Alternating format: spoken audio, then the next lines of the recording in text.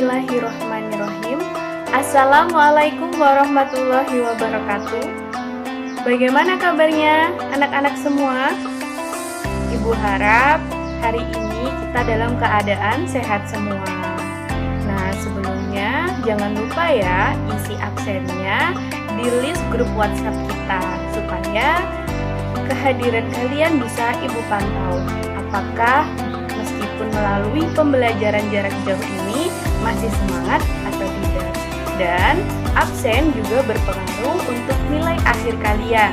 Akan membantu kalian ketika pada mata pelajaran Ibu ada yang remedial, itu bisa dibantu dengan kehadiran atau keaktifan dalam bentuk absensi atau daftar hadir. Baiklah, sebelum kita memulai pembelajaran pada hari ini, marilah kita berdoa bersama-sama agar pembelajaran kita pada hari ini oleh Allah mendapat keberkahan dan kita bisa mendapat manfaatnya. Mari berdoa bersama. Doa sebelum belajar. Bismillahirrohmanirrohim. Rabbi zidni ilma warzuqni fahma.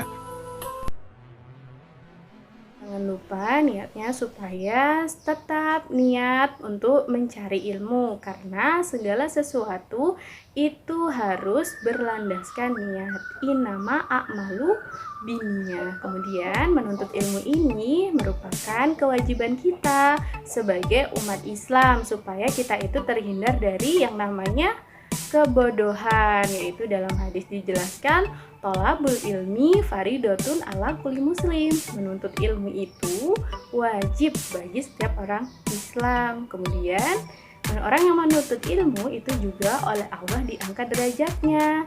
Jadi supaya tetap semangat ya, meskipun daring atau pembelajaran online, kita tetap semangat dalam belajar supaya kita menjadi anak yang cerdas.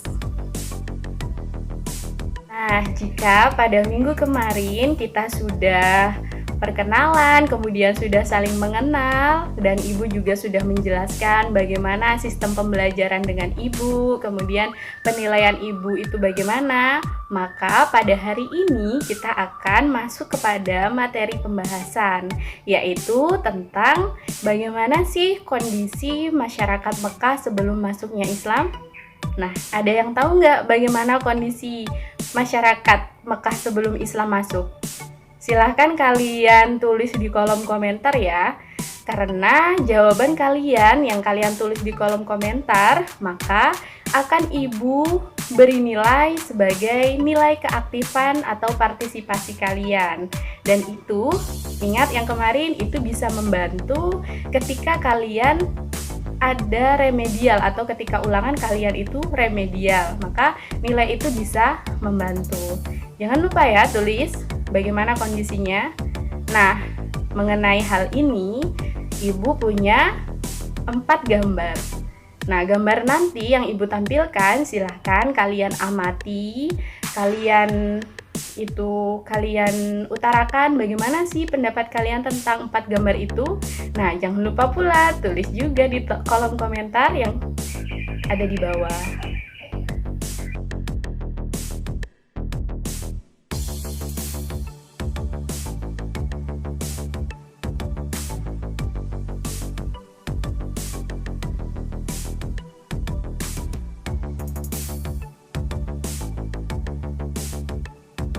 Nah, setelah melihat dari beberapa gambar yang telah Ibu sajikan tadi, maka kita bisa melihat ya bagaimana kondisi masyarakat Mekah sebelum Islam masuk.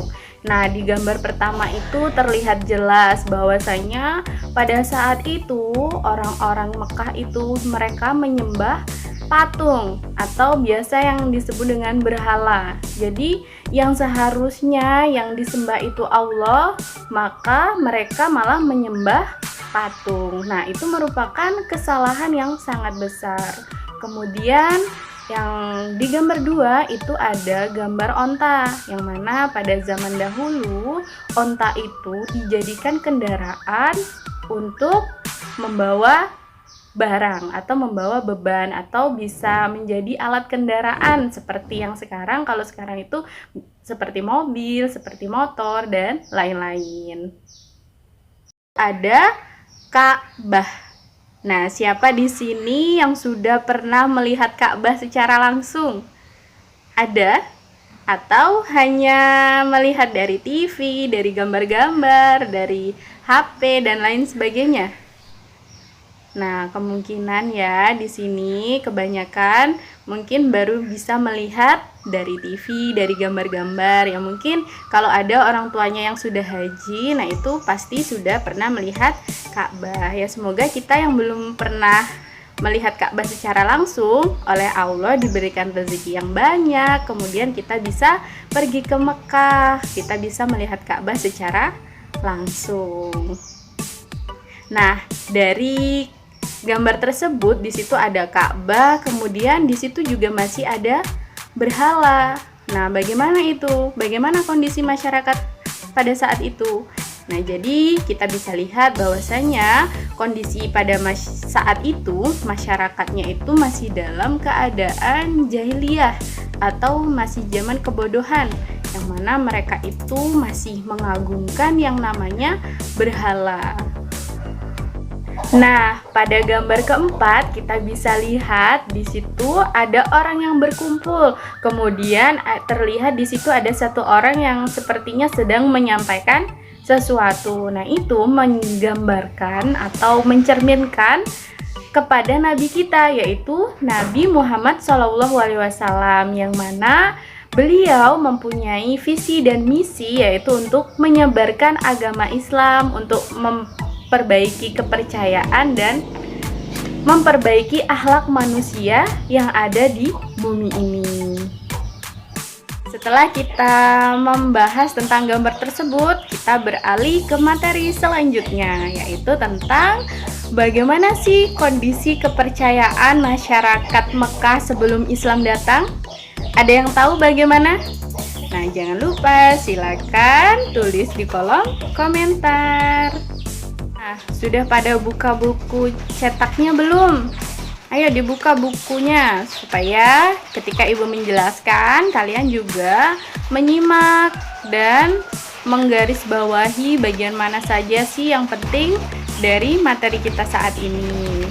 Kemudian nanti ibu akan membagi kalian menjadi 3 kelompok. Nah, kalian nanti bisa berdiskusi melalui WhatsApp grup ya.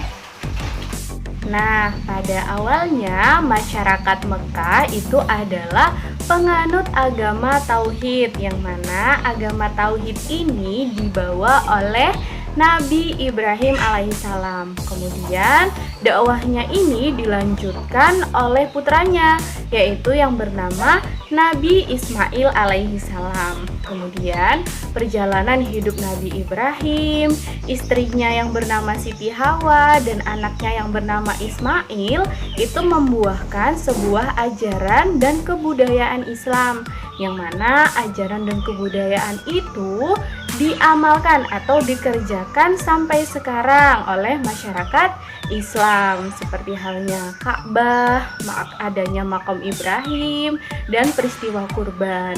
Nah, dari rangkaian adanya Ka'bah, makam Ibrahim, kemudian kurban, maka disebut sekarang ini adalah rukun haji, atau biasa kita lakukan ibadahnya yaitu dinamakan dengan melaksanakan ibadah haji ke Mekah. Nah, kemudian setelah Nabi Ismail itu wafat, maka masyarakat Mekah itu mulai pindah. Yang awalnya itu menyembah Allah, kemudian mereka menyembah ke selain Allah. Nah, pastinya perubahan ini ada orang yang memulainya, yaitu yang bernama Amir bin Lubai. Yang mana Amir bin Lubai ini dia itu melihat penduduk kota Syam itu melakukan ibadah dengan menyembah berhala. Kemudian dia itu tertarik untuk mempelajari dan mempraktekkannya di Mekah. Kemudian dia membawa berhala, yang mana berhala itu dinamakan Hubal, dan berhala itu diletakkan di Ka'bah. Nah, berhala Hubal ini itu menurutnya itu adalah pemimpin dari berhala yang lainnya seperti berhala Lata, Uzza, dan Manat. Jadi mereka itu menganggap bahwasanya dengan adanya berhala di situ itu bisa lebih cepat untuk mendekatkan diri kepada Tuhannya. Maka dari itu kita lihat di gambar yang ketiga tadi itu terlihat bahwasanya di situ ada Ka'bah. Akan tetapi Ka'bah tersebut dikelilingi oleh patung-patung atau berhala-berhala yang dibawa oleh Amir bin Lubai tersebut, yang mana kepercayaan ini itu menyebar ke seluruh jazirah Arab, sehingga yang awalnya itu kepercayaannya Islam menyembah kepada Allah Subhanahu wa taala, maka berubah menjadi menyembah patung atau menyembah berhala. Awal dari Amir bin Lubai ini, maka zaman tersebut disebut dengan zaman jahiliyah, yang mana bangsa atau orang-orang yang ada di Mekah mereka itu bodoh dari keimanan kepada Allah. Mereka sudah tidak percaya bahwasanya Allah adalah satu-satunya yang wajib disembah, karena menurut mereka dengan adanya patung itu tadi bisa lebih mendekatkan diri kepada Tuhannya. Seperti itu. Bisa dipahami ya sampai sini anak-anak? Kemudian bentuk penyimpangan keimanan pada saat itu tuh yang seperti apa sih? Anak-anak ibu ada yang tahu? Ada yang sudah membaca bukunya? Nah, kalau misalnya ada, silakan ditulis di kolom komentar. Nah, ibu sebutkan ya bahwasanya bentuk penyimpangan yang pertama tadi yaitu menyembah patung atau berhala. Kemudian yang kedua, selain menyembah berhala, mereka juga menyembah malaikat, yang mana mereka itu beranggapan bahwa malaikat itu adalah putri Tuhan. Jadi Tuhannya disembah, putrinya juga disembah. Nah, menurut mereka seperti itu. Kemudian yang ketiga, mereka itu menyembah jin, ruh, dan hantu. Aneh ya, malah mereka sembah yang seperti itu. Karena mereka itu berpendapat atau beranggapan bahwa dengan menyembah jin, ruh leluhur, dan hantu itu bisa menghindarkan mereka dari mara bahaya atau dari bencana alam yang terjadi. Kemudian, apa sih yang menyebabkan mereka itu melakukan penyimpangan keimanan? Yang pertama, adanya kebutuhan terhadap Tuhan yang selalu bersama mereka, terutama saat mereka dibutuhkan. Jadi berhala itu kan terlihat ketika disembah.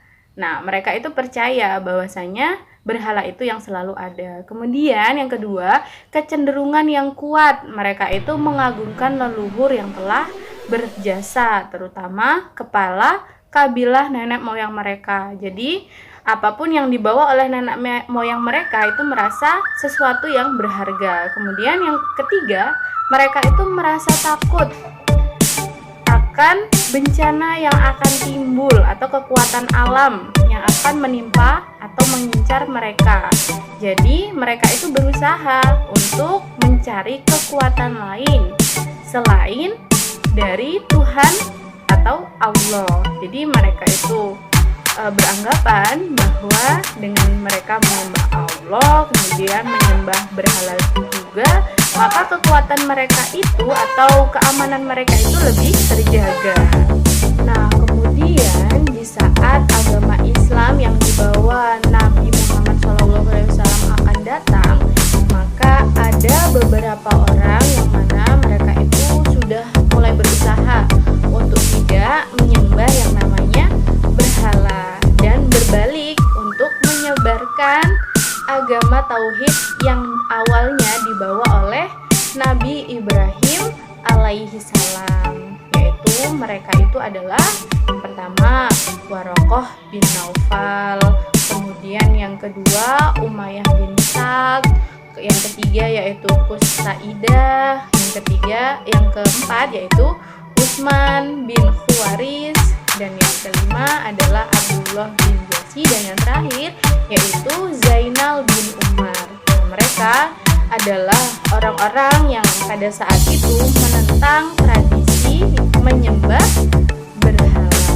Nah, setelah kita mengetahui bagaimana tentang kondisi kepercayaan masyarakat Mekah sebelum datangnya Islam, maka kita lanjut ke pembahasan selanjutnya, yaitu mengenai bagaimana sih kondisi sosial masyarakat Mekah sebelum Islam datang. Ada yang tahu? Nah, jika ada yang tahu, jangan lupa silakan tulis di kolom komentar. Nah, kita tahu bahwasanya bangsa Arab merupakan bangsa yang sangat besar, kemudian disegani oleh bangsa-bangsa lain karena sikap-sikap positifnya. Nah, sikap positif yang seperti apa sih yang dimiliki oleh bangsa Arab sehingga dihormati dan disegani oleh bangsa lain? Kita bahas ya. Nah, sikap positif yang pertama yaitu bangsa Arab itu mempunyai sikap yang pemberani. Kemudian yang kedua, bangsa Arab itu ramah, kemudian loyal terhadap pimpinan, kemudian mempunyai ketahanan fisik yang kuat, kemudian memiliki daya ingat yang kuat. Diketahui bahwasanya masyarakat Mekah itu cerdas-cerdas, kemudian mereka itu penganut kebebasan, kemudian mereka itu mempunyai pola hidup yang sederhana. Tetapi sangat disayangkan karakter-karakter positif yang dimiliki oleh bangsa Arab itu lambat laun terkikis karena kejahiliahan yang mereka lakukan. Mereka itu menjadi orang yang bodoh atau seperti tidak memiliki ilmu sama sekali gitu. Seperti halnya mereka itu melakukan judi, minum-minuman keras, kemudian ada tradisi bahwasanya ketika memiliki anak perempuan itu harus dikuburkan, kemudian berzina dan melakukan kerusakan-kerusakan yang lain, yang mana sifat tersebut itu tidak mencerminkan sama sekali sikapnya orang iman atau orang Mekah yang dulu dikenal memiliki karakter-karakter yang positif. Nah, jadi dari pembahasan yang sudah Ibu jelaskan dari awal mengenai bagaimana sih kondisi masyarakat Mekah sebelum datangnya Islam, yaitu dimulai dari kepercayaan dan kehidupan sosialnya. Apakah sampai sini ada yang belum paham atau ada yang ingin bertanya? Silakan nanti tulis di WhatsApp grup ya, supaya Ibu bisa tahu pertanyaannya, kemudian Ibu bisa menjawab dan teman-teman yang lain juga bisa menyimak. Jadi bisa disimpulkan bahwasanya kondisi masyarakat pada saat Islam belum datang itu sangat kacau. Mereka itu belum mempunyai tujuan hidup, terutama yang mereka sembah, yang memberi mereka hidup, mereka saja belum tahu, mereka belum paham. Jadi alhamdulillah kita sekarang sudah diberi hidayah oleh Allah. Kita ditunjukkan agama Islam, agama yang benar, yang mana dibawa oleh Nabi Muhammad SAW. Maka dari itu kita sebagai hamba muslim supaya selalu bersyukur atas hidayah ini, atas terutusnya Nabi Muhammad. Karena tanpa adanya Nabi Muhammad diutus ke dunia ini, maka kita tetap berada dalam zaman yang mana zaman itu dinamakan zaman jahiliyah.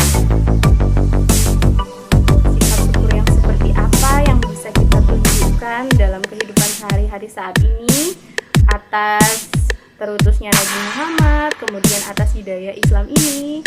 Ya, yang pertama yaitu dengan memperbanyak ibadah, kemudian banyak-banyak beramal sholih, membantu sesama dan lain sebagainya. Jadi anak-anak ibu jangan lupa ya, ibadahnya selalu ditertibkan, dirutinkan, kemudian selalu berbuat baik seperti